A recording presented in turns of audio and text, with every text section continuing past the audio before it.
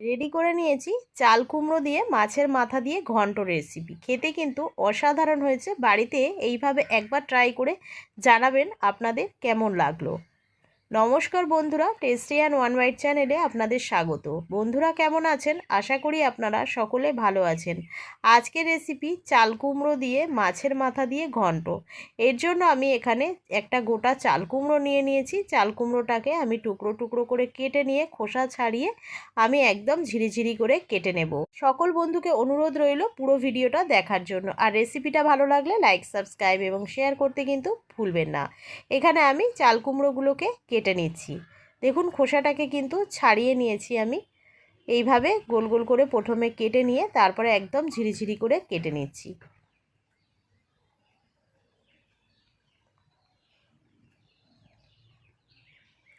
এইভাবে পুরোটাকেই আমি কেটে নেব। এখানে আমি একটা কাতলা মাছের মাথা নিয়ে নিয়েছি। মাথাটাকে লবণ আর হলুদ দিয়ে মাখিয়ে নেব। প্রথমে হলুদ দিয়ে দিলাম, তারপরে আমি লবণটা দিয়ে হাতের সাহায্যে ভালো করে মাখিয়ে নিলাম। এরপরে কড়াইতে তেল ছিল, সেই তেলের মধ্যেই আমি মাথাটাকে দিয়ে এবারে লালচে লালচে করে ভেজে নেব।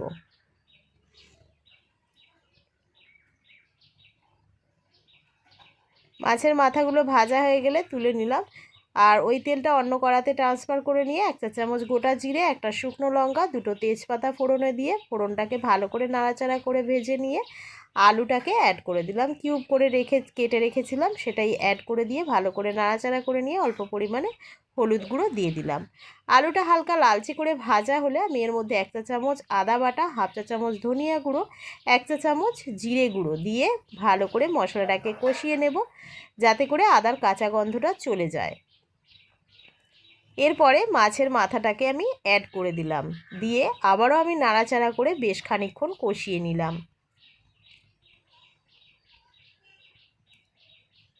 এর মধ্যে অ্যাড করে দিচ্ছি যে চাল কুমড়োটাকে কেটে রেখেছিলাম, সেটাই অ্যাড করে দিলাম, দিয়ে ভালো করে নাড়াচাড়া করে নিচ্ছি।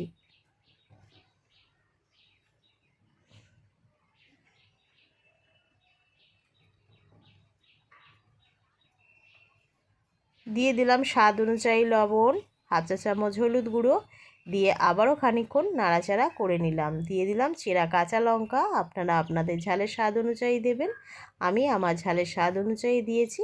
এরপরে অল্প পরিমাণে জল অ্যাড করে ভালো করে নাড়াচাড়া করে নিয়ে ঢাকা দিয়ে দিলাম সিদ্ধ হওয়ার জন্য। এবার দেখে নেব এগুলো আলু এবং চাল কুমড়োগুলো সিদ্ধ হয়েছে কিনা। চাল কুমড়ো এবং আলু একদমই সিদ্ধ হয়ে গেছে। দিয়ে দিলাম গরম মশলা গুঁড়ো 1/2 চা চামচ মতো, দিয়ে দিলাম 1 চা চামচ মতো ঘি, দিয়ে ভালো করে নাড়াচাড়া করে নিলাম। একদম শুকনো শুকনো হয়ে গেলে নামিয়ে নিতে হবে।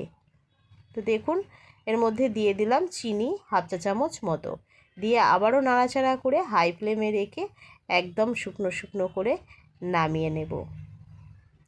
রেডি হয়ে গেছে চাল কুমড়ো দিয়ে মাছের মাথার ঘন্ট রেসিপি। খেতে কিন্তু দুর্দান্ত স্বাদের হয়েছে। বাড়িতে এইভাবে একবার ট্রাই করে জানাবেন আপনাদের কেমন লাগলো। রেসিপিটা ভালো লাগলে লাইক, সাবস্ক্রাইব, শেয়ার করতে ভুলবেন না। তার সঙ্গে বেল আইকনটা প্রেস করে দেবেন। কমেন্ট করে জানাবেন আপনাদের কেমন লাগলো। তো আজকের মতো এইটুখানি। আমি আবার একটা নতুন রেসিপি নিয়ে হাজির হব। ততক্ষণ সুস্থ থাকবেন, ভালো থাকবেন, টাটা।